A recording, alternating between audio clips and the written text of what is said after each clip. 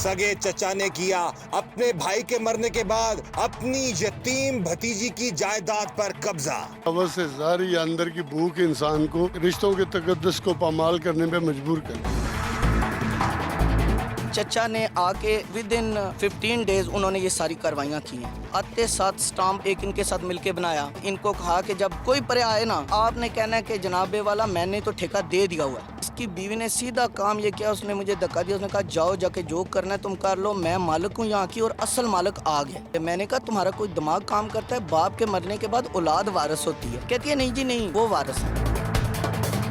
मेरा सगा भाई है, अनफॉर्चुनेटली वो सगा भाई जो है वो शुरू से वो इसी चक्कर में होता है कि किसी की 2 मरले इधर से ले लूँ, किसी से इधर ले लूँ, किसी से, बस ऐसे ही चक्करों में पड़ा रहता है। मफरूर दूसरे तीसरे इधर भेजता है, धमकियाँ देता है, ये कर दूंगा वो कर दूंगा। अपनों ने ही की बेहिसी की इंतहा। मौत के मुंह में जाने के बाद भाई ने भाई की जमीन पर कब्जा कर लिया। इसराइल में अपने वालिद को कोरोना वायरस के सबब खो देने वाले बहन भाइयों पर उस वक्त क़यामत टूट पड़ी जब उन्हें मालूम हुआ कि उनके अपने ही सगे चचा और मरहूम वालिद के सगे भाई ने बेहिसी की इंतहा करते हुए उनकी जमीनों पर कब्जा कर लिया है। और जब हक के लिए आवाज बुलंद की गई तो सगे चचा ने दी अपने ही भाई के बच्चों को धमकियां। बाप के मरने के बाद कैसे शुरू हुई चचा की अपने भतीजे भतीजियों के साथ जुल्म की शुरुआत, यतीम भतीजी ने कैसे लड़ा अपना मुकदमा, अपना हक हासिल करने में आई कौन कौन सी मुश्किलात, हकीकत थी होशरुबा। आज जुर्म बेनकाब में देखिए। सफ़ी इमाम साहब के जब भाई थे, उनकी डेथ के बाद चीजों के हिस्से की जगह को दूसरों पे गिरवी रखा के चले जाना बहुत कुछ सोचने पे मजबूर कर देती। वालिद साहब का नाम सैयद समी इमाम साहब था। कोविड की वजह से इस दुनिया से रुखसत हुए। अनफॉर्चुनेटली उनकी जब डेथ हो गई है, बददियानती इन्होंने सोच ली। वो मेरा साला भी है, फर्स्ट कज़न है। बाहर से सारा जाली काम किया और कब्जा कर लिया। पेपर्स वगैरह सारे जाली बने हैं जी। देखें, एक ठेका पहले हो चुका है, उसका पेपर बना हुआ है, लिखा हुआ है, 5 साल के लिए हो चुका है। अगर कैंसिल नहीं हुआ तो दूसरा कैसे हो सकता है उसके ऊपर? मुजाहरे थे, उनको कह गए हैं कि ये आप तुम्हारी मलकियत है, जो भी इधर आए उसको धिक्के मार के निकाल दो। क्योंकि वो औरत तो पूरे गांव को भी ले दे गई थी, उसने तो हम सबको रगड़ा दे दिया। मेरा काफ़ी दिन मुँह सूजा रहा, उसने मुझे जो मुक्का मारा। इस वक्त हमारे साथ मौजूद है जी इसराइल में हमारे नुमाइंदा सगीर राठौर। और ये एक बड़ी एक दर्दनाक दास्तानी सेंस में है जी कि एक शख्स की डेथ होती है और उसकी ज़मीन पर उसी का भाई जो है वो कब्ज़ा कर लेता है और फिर उसकी जो भतीजी है उस पर जो है सारे ये मामलात, ये वाक़यात गुजरते हैं। और बड़ी मेहनत से, कोशिश से, या वो कहते हैं ना कि एक डिटर्मिनेशन से वो जो बेटी है वो अपनी ज़मीन वापस लेने में कामयाब तो होती है, लेकिन अभी स्टिल उसकी जान को भी ख़तरा है और उसके जो ज़मीन है उसको भी ख़तरा है। इसी वाले से हम बात करते हैं हमारे रिपोर्टर सगीर राठौर साहब से। जी सगीर, बताइएगा ये क्या सारा माजरा है? जी, सुनने में ये आया था कि हवस से ज़ाहिर या अंदर की भूख इंसान को रिश्तों के तकद्दुस को पामाल करने पे मजबूर करती है। लेकिन इस केस को देखा जाए तो ये चीज़ भी मिसाल सच साबित नहीं होती, क्योंकि ये जो सफ़ी इमाम साहब के जो भाई थे, जो काफ़ी लंबे अरसे से लंदन में मुकीम थे, उनके पास पैसे की कमी भी नहीं थी, लेकिन उनकी डेथ के बाद यहाँ पे आना और भतीजों के हिस्से की जगह को दूसरों पे गिरवी रखा के चले जाना या गायब हो जाना, ये बंदे पे बहुत कुछ सोचने पे मजबूर कर देती। और अहले इलाका भी इस चीज़ पे परेशान है कि ये सब क्यों हो रहा है। लेकिन ये अल्लाह का फजल है कि यहाँ पे पुलिस वगैरह या दूसरा निज़ाम ऐसा चल रहा है कि लोगों को उनका हक मिल रहा है। मकसद हमारा जी जुर्म बेनकाब प्रोग्राम में इस तरह के इश्यूज़ को हाईलाइट करने का ये है कि जो मामलात बाज़ औक़ात खुदा ना खास्ता बहुत बड़े हादसात जो हैं सामने आते हैं, उनको बचाया जा सके, इनको रोका जा सके। खुदारा इन मामलात से बचें, क्योंकि इन मामलात का जो अंजाम है वो बहुत भयानक है। तो इस भयानक अंजाम से खुद भी बचिए और दूसरों को भी इससे दूर रखिए।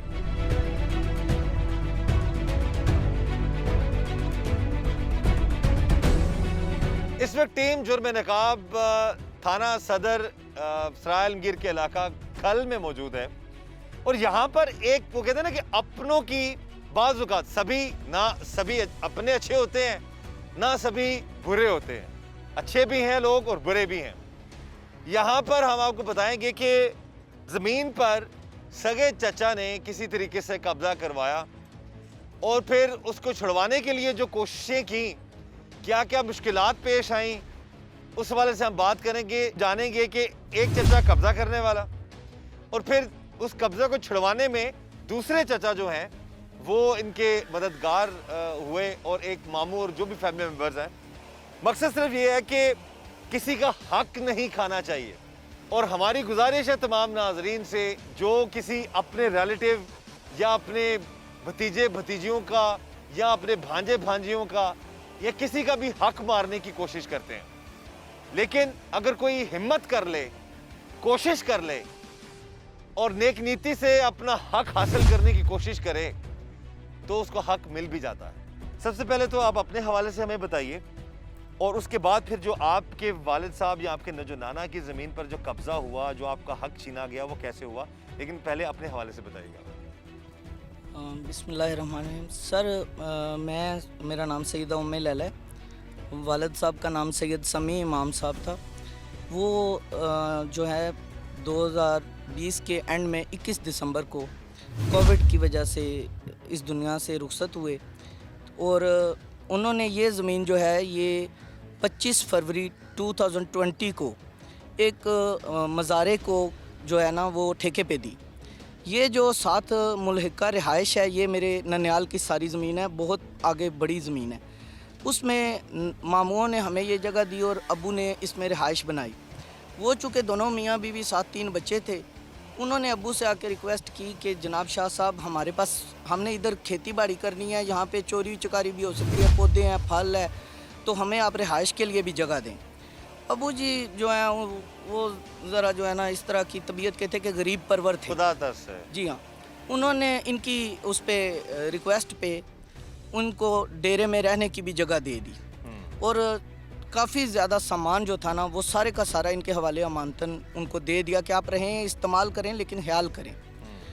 तो जो ठेका था इसका बाकायदा स्टाम्प हुआ, किरायादारी, वो चूँकि आर्मी रिटायर्ड थे आपके वालिद? जी जी। अच्छा, आप क्या करते हैं? जी मैं गवर्नमेंट ऑफिसर हूँ, जेहलम में हेल्थ डिपार्टमेंट में हूँ, और हेल्थ एंड न्यूट्रिशन ऑफिसर हूँ मैं, गेजेटेड ऑफिसर 17 स्केल है मेरा। जी हाँ।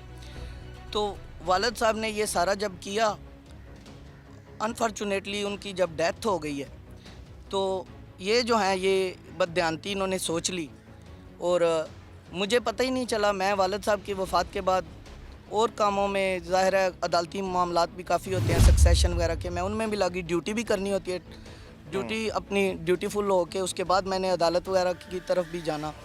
तो मैं यहाँ पे एक दिन शाम को आई हूँ, वहाँ पर आप देखेंगे एक ना 2020 के 6 महीने में मेरे वालिद साहब ने एक नया बोर करवाया। 3 बोर पहले थे, चौथा बोर करवाया 100 फीट का। उसको मुझे अब जो है ना, पहले भी अब्बू जी कहते रहते थे कि लुक आफ्टर करो, लेकिन तब फोरकास्ट आई बारिशों की। मैं शाम को यहाँ पर आई हूँ 24 जो है ना मार्च को, क्योंकि मुझे वहाँ पर पता चला कि आपके बाग पे कब्ज़ा हो रहा है। मैंने कहा मेरे मज़ारे कब्ज़ा कौन कर सकता है। मैं इसी तरह यहाँ पर जब आ गई, मैंने कहा एक तो ठेका नज़दीक आ रहा है, दूसरा बारिशों का भी मौसम है, तो आप लोग ऐसे करें कि ठेके का इंतज़ाम करें। मैंने आपसे 1 रुपया भी नहीं लिया, अब्बू जी ने भी नहीं था लिया एडवांस में। ये बाग है, बागों के आपको पता है एडवांस ठेके होते हैं, हाफ तो मिलता ही है। इन्होंने 1 रुपया नहीं हमें दिया। मैं वहाँ बाहर गाड़ी खड़ी की हुई है, तो इसकी बीवी ने सीधा काम ये किया, उसने मुझे धक्का दिया, उसने कहा जाओ जाके जो करना है तुम कर लो, मैं मालिक हूँ यहाँ की और असल मालिक आ गया। मैंने कहा मेरे वालिद साहब जो हैं वो दोबारा ज़िंदा हो गए हैं। कहती है नहीं नहीं, सफ़ी इमाम मालिक आ गए। मैंने कहा तुम्हारा कोई दिमाग काम करता है? बाप के मरने के बाद औलाद वारिस होती है। कहती है नहीं जी नहीं, वो वारिस है।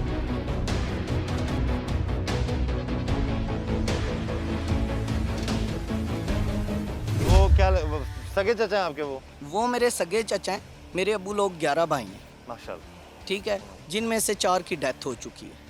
बाकी जो मेरे ताया हैं वो बड़े भी हैं, कुछ बहुत बुज़ुर्ग हैं। तो ये चचा जो हैं ये हमारे ही घर रहते थे, हमारे पास ही आते, हमारे पास ही सारा इनका स्टे विद फैमिली भी होता। ये कहाँ पे होते हैं वैसे? ये इंग्लैंड में, लंदन में। जी हाँ, ये लंदन में जो है ना, ये 1980 में इन्होंने मर्डर कर दिया, जिसकी वजह से फिर इनकी दुश्मनियाँ भी थी। फिर इन भाइयों ने इस भाई को बचाने के लिए वहाँ पर शिफ्ट किया। इसमें आपके वालिद साहब ने भी मदद की होगी यकीनन? जाहिर है जी, भाई जब होता है तो एज में भी उस वक्त ये छोटे थे। मेरे वालिद साहब तो उस वक्त सऊदी अरब में थे, डेपुटेशन पे आर्मी की तरफ से। लेकिन भाइयों ने वो सारा करके मुख्तसरन सर ये कि उस औरत ने मुझे धक्के दिए और मुझे धमकियाँ दी। मैंने फिर जाके घर में चचा को बताया। चचा ने मुझे कहा बेटा कोई बात नहीं, मैं करता हूँ। एक और चचा को बता। ये चचा भी इंग्लैंड से आए हुए थे। ठीक है। और ये उनसे बड़े हैं छोटे हैं? ये सबसे छोटे हैं, 11वें नंबर पे हैं। सबसे छोटे हैं ये। जी हाँ। फिर ये मुझे लेके तो गांव के कुछ मुअज़्ज़ज़ लोगों को साथ लेके इस बीबी के पास आए हैं। इसको आके कहा है कि ऐसे नहीं करते हैं।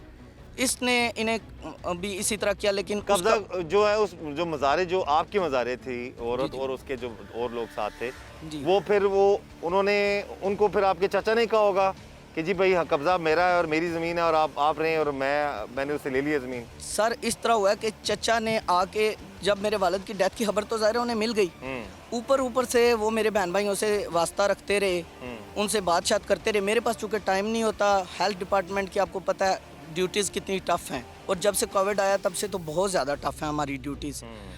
तो उनसे रब्ता करते रहे, उनको कहते रहे मैं आऊँगा, मैं ये करूँगा, मैं वो करूँगा, लेकिन आते हुए किसी को नहीं बताया, इन्फॉर्म ही नहीं किया। उन्होंने वो लंदन से आए हैं? जी हाँ, उन्होंने ऑलरेडी इन लोगों से किसी न किसी तरह से रब्ता कर लिया हुआ था।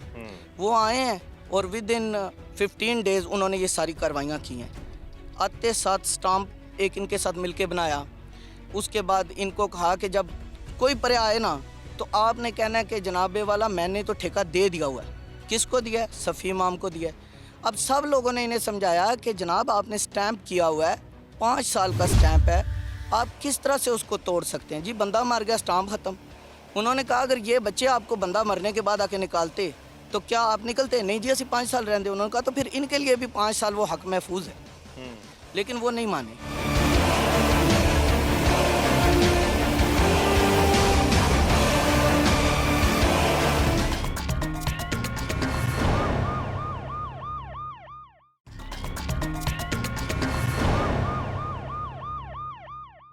सगे चचा ने किया अपने भाई के मरने के बाद अपनी यतीम भतीजी की जायदाद पर कब्जा। हवस से ज़ाहिर या अंदर की भूख इंसान को रिश्तों के तकद्दुस को पामाल करने पे मजबूर कर दिया। चचा ने आके विद इन 15 डेज़ उन्होंने ये सारी कार्रवाइयाँ की हैं। आते साथ स्टाम्प एक इनके साथ मिलके बनाया। इनको कहा कि जब कोई परे आए ना आपने कहना है कि जनाबे वाला मैंने तो ठेका दे दिया हुआ है। इसकी बीवी ने सीधा काम ये किया, उसने मुझे धक्का दिया। उसने कहा जाओ जाके जो करना है तुम कर लो, मैं मालिक हूँ यहाँ की और असल मालिक आ गया। मैंने कहा तुम्हारा कोई दिमाग काम करता है? बाप के मरने के बाद औलाद वारिस होती है। कहती है नहीं जी नहीं, वो वारिस है।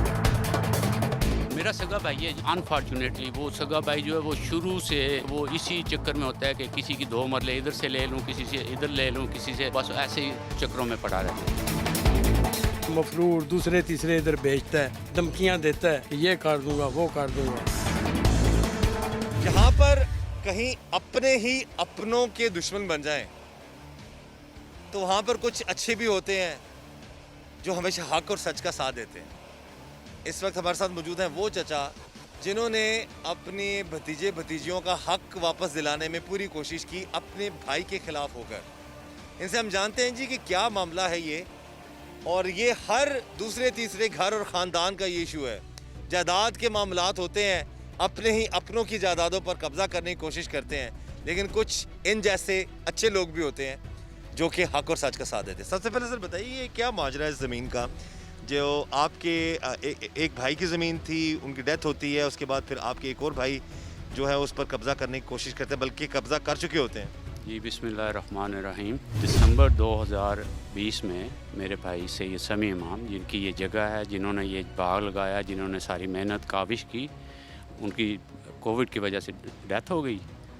तो उसके बाद मेरे दूसरे भाई जो हैं, जो इमीडिएटली मुझसे बड़े हैं, सैयद सफ़ी इमाम, वो तशरीफ़ लाते हैं। ये ज़मीन किनकी है? ये ज़मीन तो हमारी लेकिन इसमें किसका पहले हकदार कौन था ज़मीन का? पहले हकदार जो है वो सैयद समी इमाम हैं जी, क्योंकि उन्होंने मेहनत की है, उन्होंने ये जगह बनाई है, उन्होंने जी जी। और जो जिन्होंने आगे कब्जा किया उनका क्या नाम है? सैयद सफ़ी इमाम। समी और सफ़ीन मिलते जुलते नाम हैं। ये मैं कंफ्यूज हो रहा था। डिफरेंस कर लेना। सैयद समी इमाम जो है उन्होंने ये बाग लगाया, उन्होंने ये डेरा बनाया, उन्होंने ये मज़ारे ला के खड़े किए इधर, उनको ठेका दिया। और सैयद सफ़ी इमाम आते हैं, सैयद सफ़ी इमाम की डेथ के बाद वो आके यहाँ पे कब्ज़े करते हैं।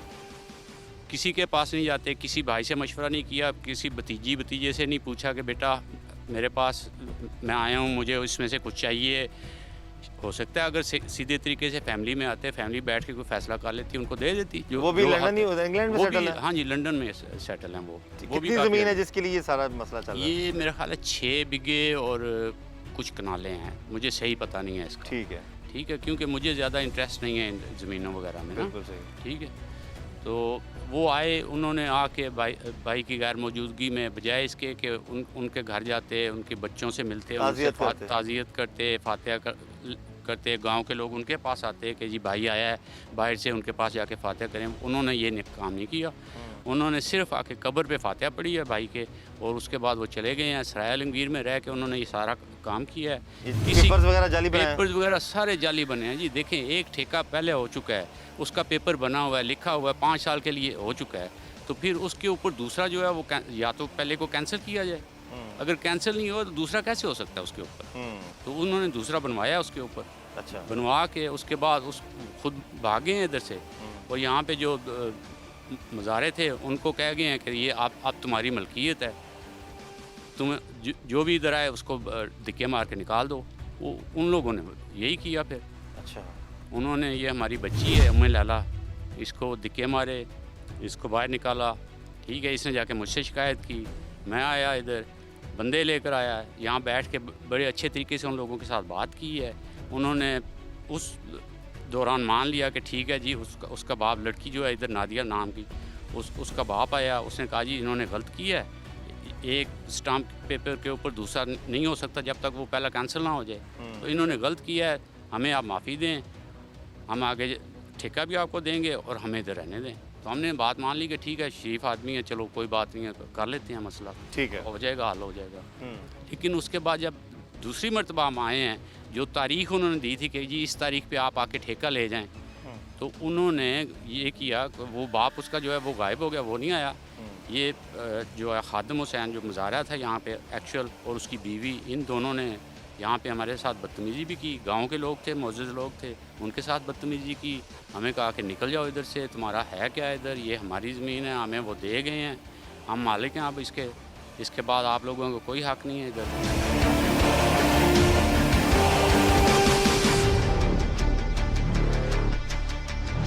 उसके बाद जी ये सिलसिला चल पड़ा। उसको बहुत समझाने की कोशिश की, लेकिन वो नहीं समझी। आखिर पुलिस के पास चले गए। पुलिस के पास जब गए हैं तो पहले जो SHO साहब से, हम सारी, मैं उनका नाम नहीं लूँगा, ठीक है, SHO साहब और जो तफ्तीशी थे ASI साहब, उन्होंने हमारा साथ नहीं दिया। उन्होंने बिल्कुल साथ नहीं दिया, हमारा सच्ची बात जो है। ठीक है, अब मुझे नहीं पता, अल्लाह बेहतर जानता है कि क्या वजह क्या थी, लेकिन उन्होंने हमारा साथ नहीं दिया।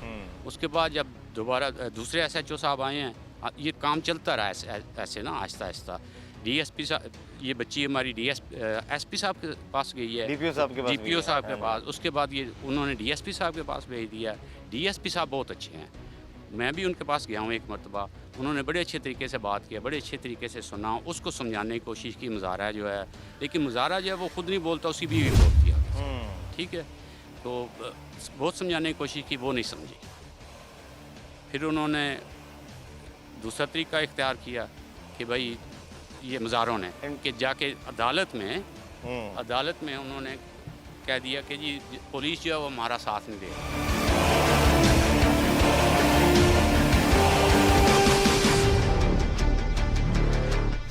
जिन्होंने कब्जा किया वही सच्चे बन के जाके अदालत में ना उन्होंने इस्तगासा कर दिया कि जी ये हमारा साथ, पुलिस हमारा साथ नहीं दे रही। पुलिस ने उनको बुलवाया कि ठीक है, आप DSP के दफ्तर में इंक्वायरी बिठाते हैं, इंक्वायरी करते हैं, अगर तुम लोग सच्चे हुए तो तुम्हारे हक़ में लिख देंगे। लेकिन वो नहीं आए। तो DSP साहब ने उस रिपोर्ट में ये लिख दिया अपने सेशन जज को कि जनाब वो झूठी है, वो आई नहीं है इधर, इंक्वायरी में नहीं शामिल हुई, इसका मतलब है वो झूठी है, सरासर झूठ बोल रही है। उसके बाद नए SHO साहब आ गए। उन्होंने जब सारा ये केस सुना, दोबारा से हमने दोबारा से उनको दरख्वास्त दी। उन्होंने दोबारा से जब ये केस सुना तो उनको पता चल गया कि ये मुज़ारे जो हैं ये तो झूठे हैं और गलत बयानी कर रहे हैं। फिर उन्होंने हमारी बच्ची का जो है इसके सर पे हाथ रखा, इसको पूरा तसल्ली दी कि जी आपका काम होगा, आपका मेरिट पे काम होगा। तो अल्लाह का करम है, मेरिट पे काम हुआ है, पर्चा हो गया उनके ख़िलाफ़। जब पर्चा हुआ, पुलिस इधर आई है, तो ये लोग भाग चुके हुए थे इधर से। यानी कि आपको जगह आपको आपकी वापस मिल गई, आपके भतीजे को हमारी मिल गई। जगह हमारी वापस इस तरह से मिली है कि जी हमने ना किसी को मारा है ना किसी के कानूनी साथ तौर से। जाती है। कानूनी तौर पे वो लोग भागे हैं, जगह छोड़ गए हैं, हमने आके कब्जा कर लिया अपना ठीक है, ये लेकिन कानूनी तरीके से जो कानूनी तरीके से जी।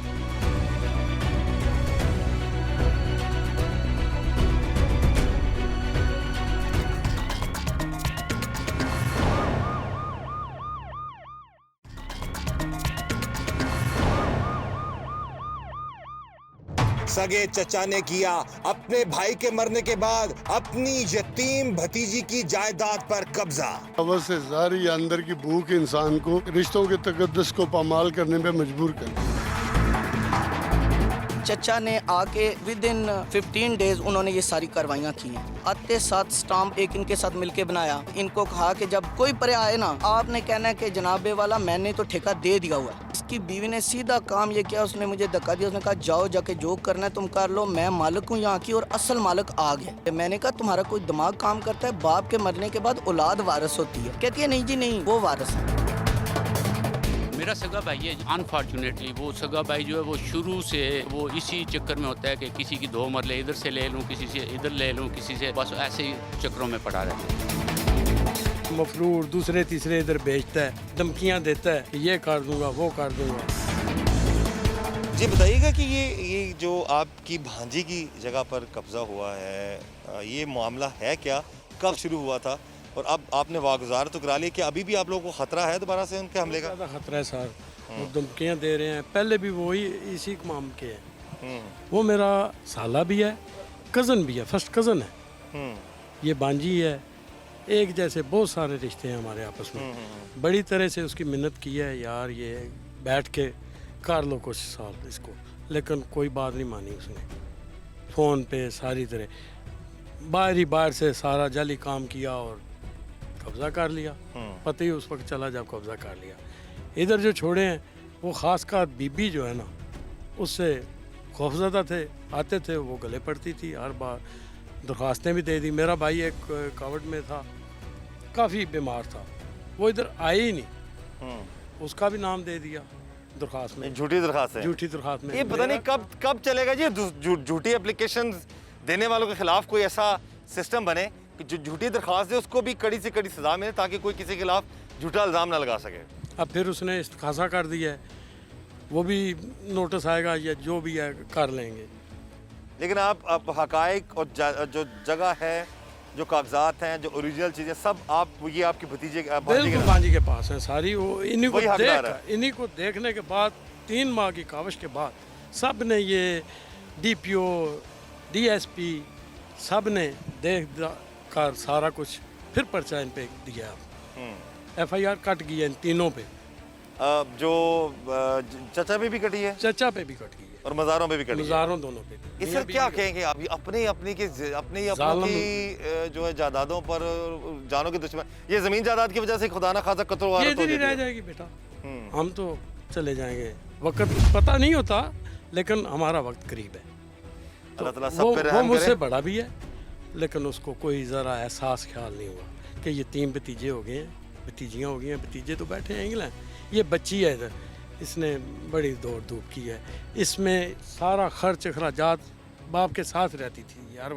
जॉब के बाद वो इधर रात तक, सहरी के वक्त वो मंडियों में सामान ले जाना ले आना सारा कुछ, ये फ्रूट वगैरह। बाग है। अभी क्या खतरा है आपको मजीद? अभी उसका खतरा है कि वो देख रहा है मफरूर दूसरे तीसरे इधर भेजता है, धमकियाँ देता है कि ये कर दूंगा वो कर दूंगा, ऐसा है बस।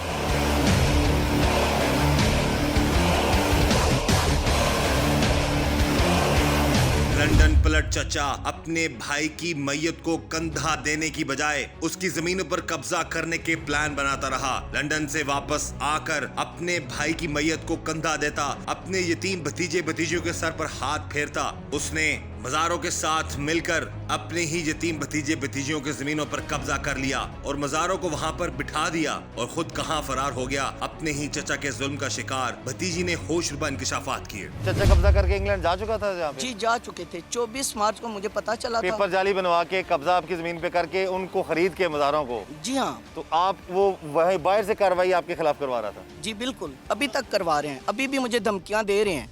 अच्छा। काफी इस साइड पे आपको ओरिजिनल पेपर्स आपके पास हैं सब? जी अल्हम्दुलिल्लाह। ये आप असल वारिस हैं? जी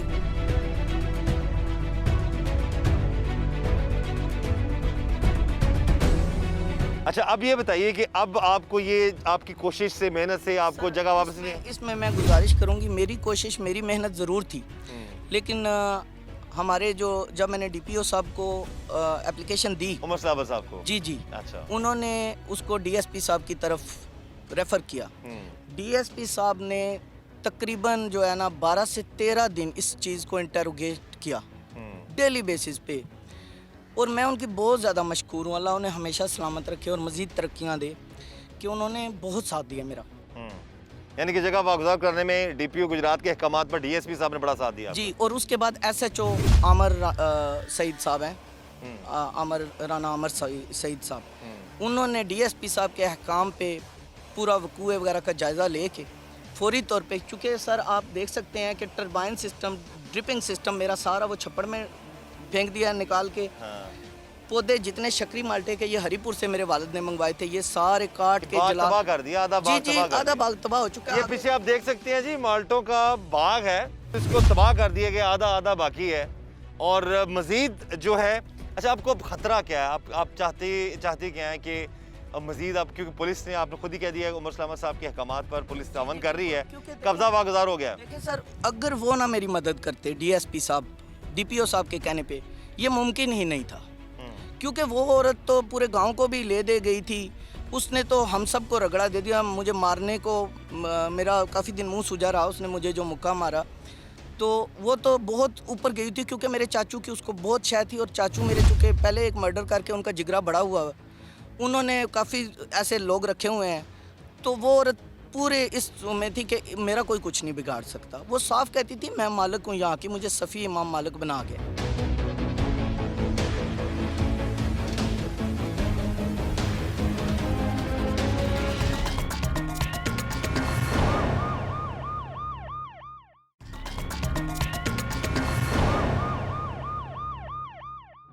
सगे चचा ने किया अपने भाई के मरने के बाद अपनी यतीम भतीजी की जायदाद पर कब्जा। हवस से जारी या अंदर की भूख इंसान को रिश्तों के तकद्दुस को पामाल करने पे मजबूर कर दिया।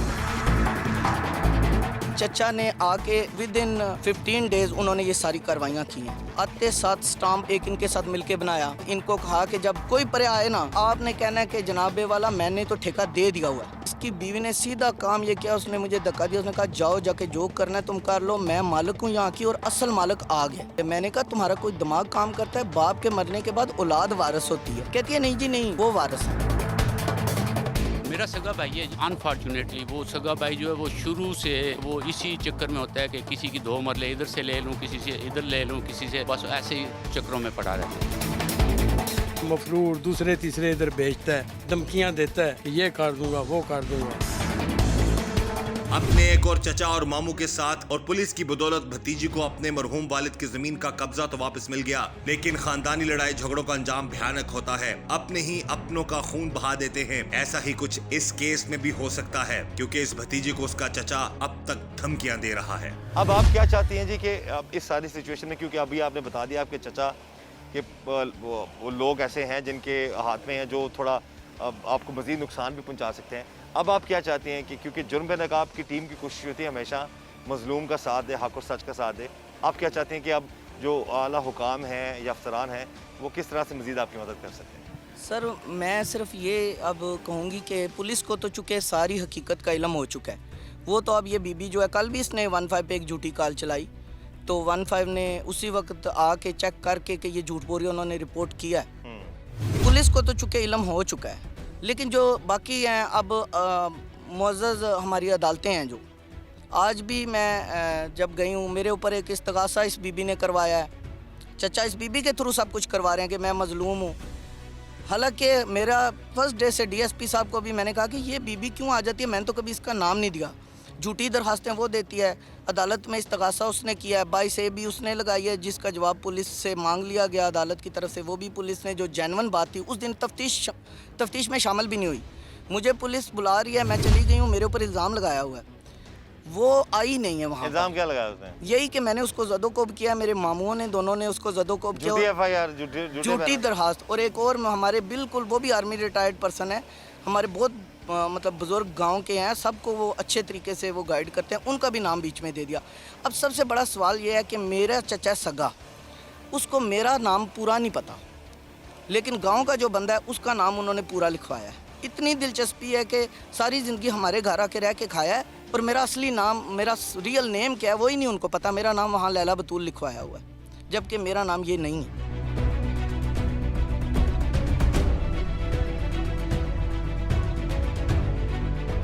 क्या नाम है करियर? मेरा नाम है सैयदा उम्मे लैला। उम्मे लैला। जी हाँ। सगा चाचा ने गलत वो एफआईआर में भी क्योंकि दरखास्त में उन्हें गलत। इस चीज़ से कभी दिलचस्पी नहीं ना हुई कि ये बच्चे क्या करते हैं, इनका क्या नाम शाम क्या है। यानी कि अब आप ये जी मेरी गुजारिश है जी, ये केस और इस तरह के और भी बहुत सारे, अभी पिछले दिनों कसूर में एक 6 साल बाद 24 न्यूज़ की कोशिशों से एक कब्जा जो है ज़मीन का उसको वागजार करवाया। होता क्या है? होता ये है जी कि जाली कागजात, जाली दरखास्तें, जाली पेपर, जाली लोग, जाली 15 पे कॉल्स, इतना प्रेशराइज कर दिया जाता है असल मालिक को कि वो समझता है जी कि शायद मैं ही, मुझे पता नहीं कोई नुकसान पहुंच जाएगा। तो ये जो जाली चीज़ों का मामलात है, ये फैक्टर्स हैं, इनको रुकना चाहिए, और ताकि जो हकदार हैं उनको इनका हक मिल सके। पुलिस के बारे में उन्होंने बता दिया जी कि पुलिस इनके साथ प्रॉपर तावन कर रही है, लेकिन दूसरे एंड से कोई ना कोई हरबे जो हैं वो आजमाए जा रहे हैं, झूठी दरखास्तें, झूठे मामलात। तो इस हवाले से कोई ऐसा सिस्टम ज़रूर होना चाहिए जो हकदार है उसके हक को कोई छीन ना सके।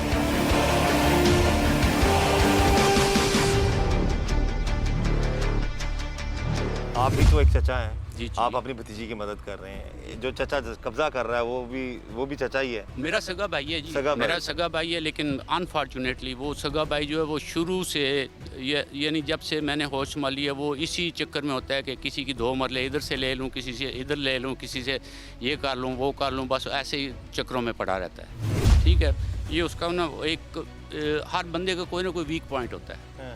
सही है, नेगेटिव जो है सारे मामलात जो में शामिल होते हैं। मामलात उनकी जो सोच है ना वो नेगेटिव ही रहती है कि यहाँ से मैं अगर 2 मरले लूँगा तो फलां जो राजा है उसका रास्ता बंद हो जाएगा, वो फिर आके मेरी मिन्नतें करेगा, फिर ये करेगा, फिर वो करेगा, यानी वो he is always negative thoughts. ये जी जैसा कि इन्होंने बता दिया, खुदारा अपनी ज़िंदगी के अंदर जो अपनी सोच है, मनफी सोच, उसको ख़त्म करें। आप अपने कितना को कमा लेंगे, ये दौलत पैसा, जिसकी जो ज़मीन थी वो भी दुनिया में नहीं रहे, वो भी चले गए। अब जो कब्जा कर लेगा किसी की हक किसी की जगह पर, रहना उसने भी नहीं है। तो बजाय इसके कि किसी पर जुल्म, ज़्यादती या मसले क्रिएट करके ज़िंदगी गुजारी जाए, तो वही है कि आप हकदार को उसका हक दें। आपके अगर यतीम के सर पे तो हाथ फेरने का जो कहते हो इतना सवाब है, तो आप यतीम किसी का माल खाएंगे तो दुनिया में तो चलो जिंदा रह लेंगे सही तरीके से थोड़ा बहुत, आखिरत में आपको जो है ना आपके साथ उसका पूरा उसका इंसाफ होगा। तो इसलिए हमारी गुजारिश है कि ये अपने अपनों की ज़िंदगियों में बर्बादियां मत लेकर आएँ, अपने अपनों के साथ दुश्मनियां मत करें। ये ज़मीन, पैसा, जायदाद, दौलत सब कुछ यही रह जाना है, बस बचना है तो आपके अपने अमाल हैं। तो कोशिश करें कि आप इतना जुल्म ना करें अपनों पर, और ना किसी और पर भी जुल्म मत करें। ये जो ज़मीन के मामलात में सगे भाई की जान के दुश्मन बन जाते हैं, अपने भतीजियों को जो है उनकी जान के दुश्मन बन जाते हैं। तो ऐसा करने से वक्ती तौर पर तो आपको शायद दौलत और पैसा नज़र आएगा, लेकिन जो असल ज़िंदगी है उसमें आपका जो खसारा है वो कभी ख़त्म नहीं होगा। कोशिश करें, रहम करें, दरगुजर करें, एक दूसरे के साथ सही तरीके से रहने के लिए जो है वो कोशिश करें, और कभी किसी यतीम का हक ना खाएं, किसी का भी हक ना खाएं, और किसी पर जुल्म और जुर्म जो है वो ये मामलात नहीं होने चाहिए। अच्छा सोचेंगे तो ज़िंदगी अच्छी गुजरेगी, गलत सोचेंगे तो ज़िंदगी बहुत मुश्किल है।